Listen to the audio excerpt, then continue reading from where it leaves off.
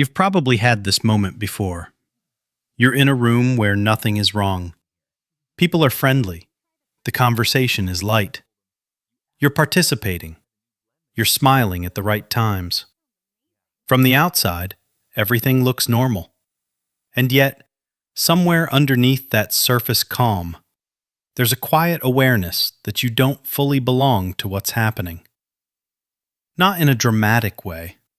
Not in a way you could point to or explain. Just a subtle feeling that you're slightly out of sync with the room. It's the kind of feeling that shows up afterward, not during. When you replay the interaction in your head and wonder why it took more energy than it seemed to take for everyone else. Or why you feel relieved the moment you're alone again, even though nothing unpleasant actually occurred. You might have tried to name this feeling before. Maybe you called it being too sensitive, or overthinking, or just assumed you were bad at fitting in. But none of those explanations ever felt quite right, because the truth is, you don't feel broken. You just feel different. And no one ever taught you a language for that. And maybe the real question isn't why you feel out of place, but why we assume that feeling at ease is the default state for everyone. When you feel different without knowing why, the world tends to offer simple explanations. You're shy, you're introverted, you're anxious, you're overthinking. You just need to open up more. None of these labels are meant to hurt you. Most of the time, they're offered casually, even kindly, as if the discomfort you feel can be neatly folded into a familiar box. But what those explanations miss is something important. They focus on how you appear, not how you experience. From the outside, you may seem perfectly capable. You can talk to people. You understand social rules. You know how to function. There's no obvious struggle. And because there's no visible problem, the quiet sense of being out of place gets treated as a personality quirk rather than a meaningful signal. So you learn to doubt it. You tell yourself, if everything is fine, why do I feel this way? You assume that if you can't explain the difference, it must not be real. But feeling different doesn't always mean feeling unhappy. Sometimes it means your inner world is operating on a different frequency than the environments you're often placed in. And when there's no language for that mismatch, it gets misread as fragility or social deficiency. What rarely gets considered is that this sense of difference may not be a flaw at all. It may be a form of internal attunement, a nervous system that notices subtleties others move past, or a mind that processes experience more deeply than it shows on the surface. And when that kind of inner life grows up in spaces that don't reflect it back, the result isn't dramatic alienation. It's something quieter. A lifelong feeling of being slightly misaligned, even when everything looks fine. That difference isn't loud enough to demand attention, but it's consistent enough to shape how you move through the world. One reason this feeling is so hard to explain is that it doesn't come from a single event or trait. It comes from how your mind learned to organize experience over time. Some brains are built to scan for nuance. They don't just register what's happening, they register how it's happening. Tone shifts, emotional undercurrents, unspoken expectations. Your mind takes in more data than you consciously ask it to. And while that can look like thoughtfulness or sensitivity on the outside, internally, it means your system is almost always processing on multiple layers at once. Imagine your brain as a room with the lights turned slightly brighter than average.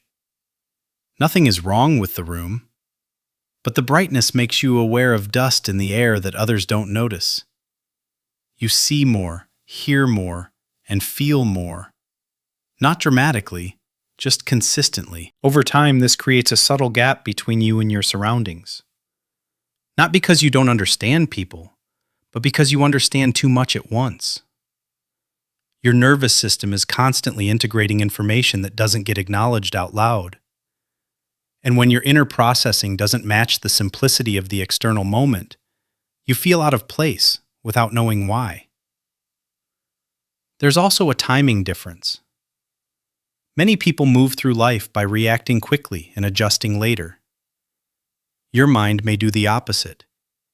It pauses, evaluates, cross-checks, and reflects before fully engaging. To others, this looks like calm or reserve. Inside, it's active, complex, and quietly intense. This isn't anxiety in the clinical sense. It's not dysfunction. It's a system oriented toward depth and coherence rather than speed. But in fast-moving social environments that reward immediacy and surface-level ease, that orientation can feel like a mismatch. Your brain, in its own way, is trying to protect clarity. It wants things to make sense internally before it fully settles. And when the world doesn't slow down enough for that to happen, you don't panic. You adapt. You participate. You function. You just never fully arrive. That lingering sense of difference isn't a failure to belong. It's the residue of a mind that processes life from the inside out, in environments that mostly move from the outside in. At some point, it's worth pausing and asking a quieter, more difficult question. Is this sense of difference simply who you are, or is it partly how you learn to stay safe? For some people, depth comes naturally. For others, it develops early. When your environment doesn't fully mirror your inner world, you adapt by turning inward. You become observant. You listen more than you speak.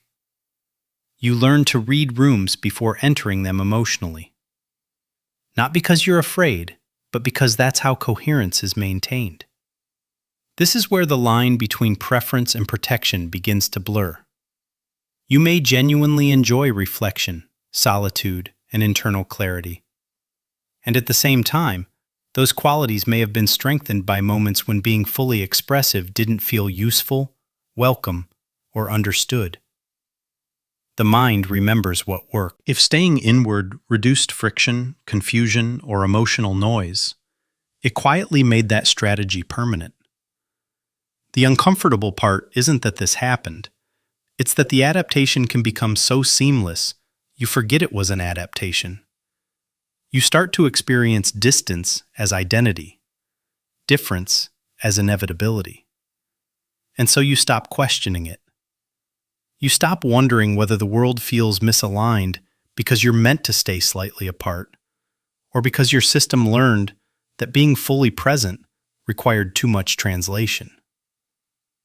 This isn't about blaming the past or pathologizing your personality. It's about noticing how intelligence and self-protection can quietly overlap. How a thoughtful nervous system can choose distance not out of fear, but out of efficiency. And yet, even efficient strategies have a cost. The cost is subtle. It's the quiet sense that no matter how well things go, you're always holding something back. Not consciously, but structurally. Not because you don't want connection, but because your system was shaped to remain just a step removed. Understanding this doesn't mean you need to change, but it does invite a deeper honesty about how this difference came to live inside you. The goal was never to eliminate the feeling of being different. That difference is real, and in many ways it reflects a mind that values depth, coherence, and inner alignment more than easy belonging. What matters is understanding why it's there. When you finally have language for this experience, something softens. You stop trying to force yourself into explanations that never fit. You stop assuming that comfort should come automatically just because nothing is wrong.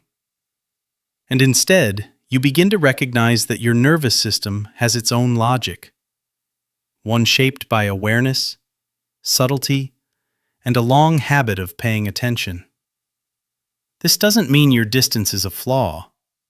And it doesn't mean it has to define you completely. It simply means that your way of engaging with the world has been carefully constructed over time. Some of it is preference. Some of it is protection. Both deserve respect.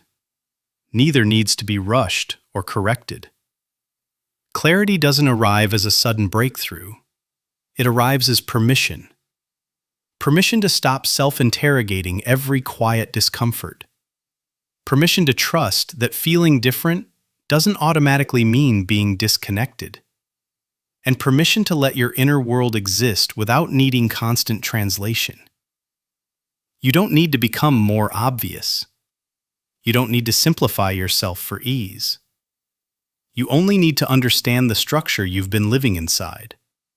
And when you do, the feeling of being slightly out of place loses its sharpness. It becomes information rather than identity, a signal, not a verdict.